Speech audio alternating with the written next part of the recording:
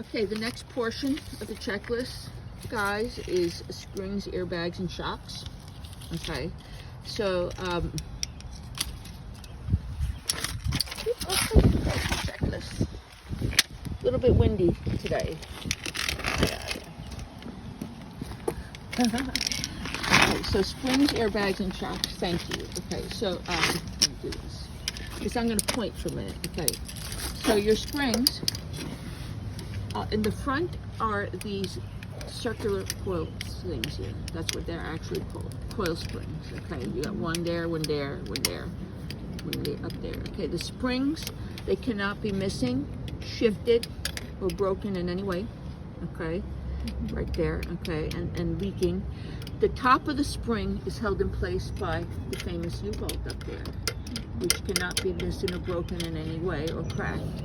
It's attached to the frame, and the bottom is attached to the stabilizer arm or front axle, whatever you want to call it, but it's got another U-bolt down at the bottom. Okay, and your shocks are tubular; they're behind it. They go up and down. Okay, again, they cannot be leaking, broken, or bent in any way. No welded repairs or rusted, whatever. Still held in place by that famous U-bolt at the top to the frame, and the bottom by another U-bolt. So the springs and the shocks, I kind of put them together. They have to be inspected because the springs and shocks hold your bus up when you, let's say, hit a pothole, okay?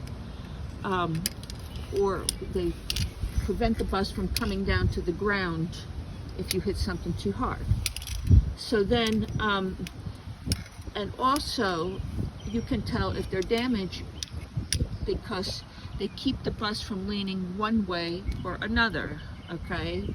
That's what a damaged spring or shock can do. If it's damaged, the bus will sort of lean to one side. And that's your springs and shocks. We'll go right, you know what, we'll go right down. It's just easier for when making the video, so we don't have to splice it together. Okay, so we'll go to brake lines, hoses, or leaks. Oh, I forgot the airbags. I'm sorry. Been doing this for 100 years and I forgot the airbags. Okay, so kind of hard to see with the video here, but try to get as close as possible. An airbag is just what it is. It looks discolored, and it's in the back here. It's kind of spongy. Okay, that's how you locate it. I'm pushing it right now, and there's a sponge. Okay, so that's what it has. It has air in it. It's got to be securely mounted to the frame of the bus, and it actually helps absorb the impact. That's an airbag. Okay, so sorry.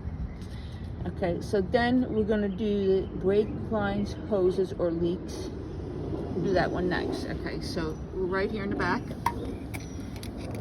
See this thing here? Okay, you got one here, and you got an ABS line in there. Okay, you have two of them. Okay, so we'll do the two of them together. Your brake lines cannot be hanging down or leaking in any way. See the clamp is on tight there, and then it's over there. And then your brake lines, because this leads into the next thing, which is your brake contaminants. So your brake lines travel in the back to what they call a caliper. A caliper if you do not have air brakes, so you don't have a chamber. So we have a guest here.